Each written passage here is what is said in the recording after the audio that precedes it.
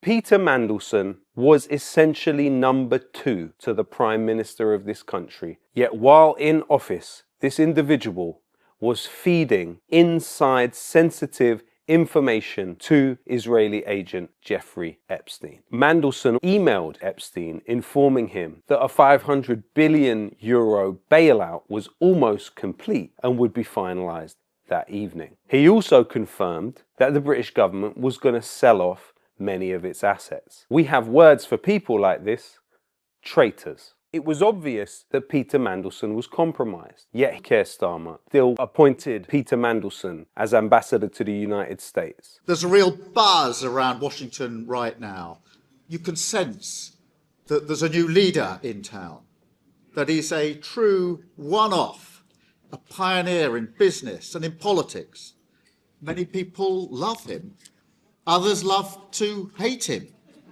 But to us, he's just Peter. It's not only Mandelson that's compromised, it's Starmer too. The power behind Keir Starmer is Morgan McSweeney, who has resigned in disgrace. But who is the mentor of Morgan McSweeney? None other than Peter Mandelson. We also know that Labour Together was the engine that pushed McSweeney and Starmer into their current position. This organisation was bankrolled by Israel lobbyist Trevor Chin. Keir Starmer is absolutely armless against this form of foreign interference because he is a manifestation and a creature of it himself. The Prime Minister Keir Starmer likes to pretend that he knew nothing of Epstein's relationship with Peter Mandelson. None of us knew the depth and the darkness of that relationship.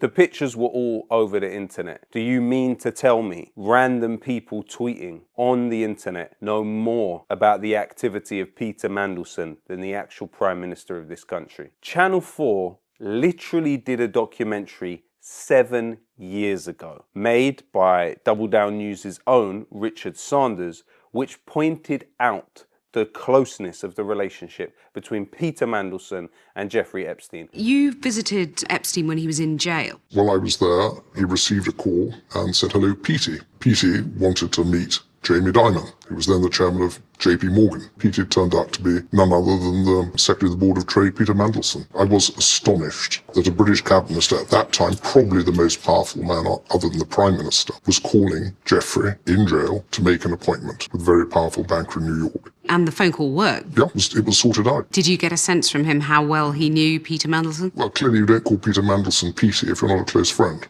While serving as business secretary, Peter Mandelson suggested to Jeffrey Epstein that he should advise his client, Jamie Dimon of JP Morgan, to threaten the British Treasury over the tax on banker bonuses. There is a direct line here between Peter Mandelson working to change British legislation in the interest of bankers through Epstein as a bridge to the CEO of JP Morgan, Jamie Dimon. These people are not working for your interests, they're working for both the super rich and Israel too. When Peter Mandelson was able to get Gordon Brown to resign, he stated the following in an email to Jeffrey Epstein. Finally got him to go today. The next day, Gordon Brown, the Prime Minister of this country, resigned. So here was the number 2 in government at the time, giving advance notice of market movements to this paedophile banker and Israeli agent Jeffrey Epstein and updating him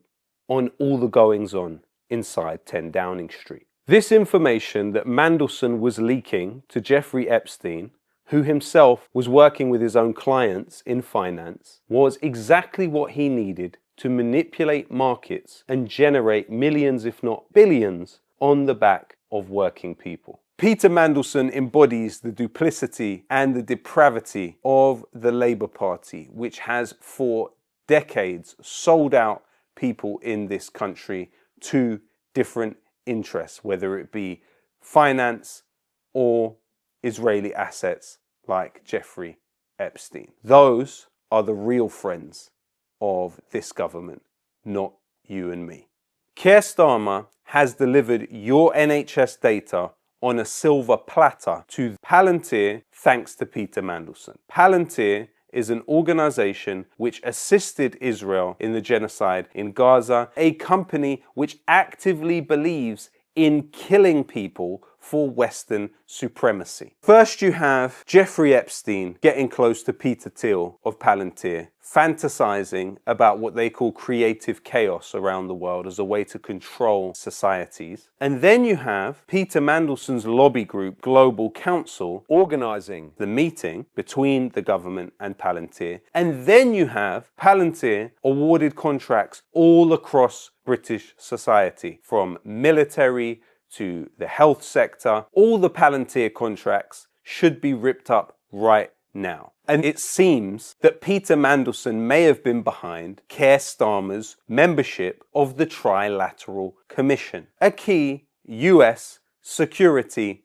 think tank. Just so happens that Jeffrey Epstein was also on the Trilateral Commission. He joined the Trilateral Commission in 2017 as Morgan McSweeney became part of the Labour Together push to bring down Jeremy Corbyn. And so imagine the audacity of Keir Starmer to join the Trilateral Commission, an organisation that Epstein was a member of while he was serving under Corbyn.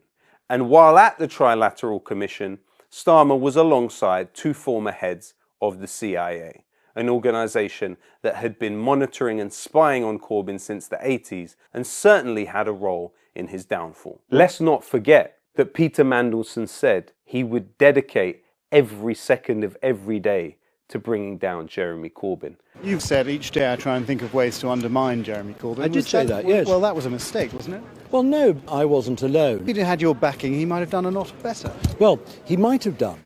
The irony, of course, being Jeremy Corbyn, who was not beholden to foreign or external interests and was loyal to the people of this society, was somehow thrown out, but Mandelson was welcomed in. And let's hold our hands up and admit the fact that Israel operated in concert with Britain and the United States a plan to stop Jeremy Corbyn from ever becoming the Prime Minister of this country.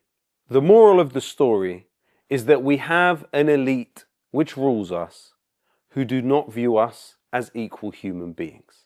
They are held unaccountable by both the political systems and the media systems. It's time for change. Double Down News told you years ago both who Keir Starmer was and Peter Mandelson was, whilst the mainstream media was happy to back them and help them attack and crush the movement to bring Corbyn into government. Make sure you support it to carry on.